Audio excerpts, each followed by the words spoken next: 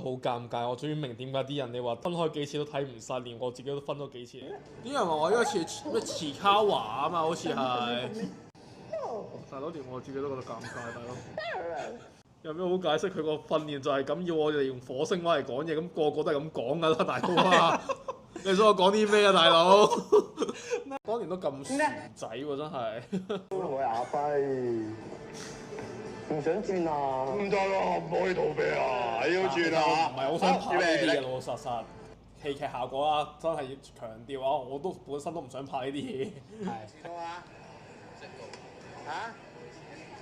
唔識路，早啲出嚟啦！當年好明顯你睇到啦，唔鋸嘅，咁依家點先？解釋下。覺得大嘅，衰咗嘅，認嘅。好。係啦，改翻咪係咯，唔使咁係咁搞啊！你約9點啊嘛，依家8點半到咗。睇轉身邊錘啊嘛，做俾你。大家好，我係阿輝啊！哇！好玩得嘅，本身都夠係啦嘅。即係比起你鏡頭見到咧，係仲講得笑。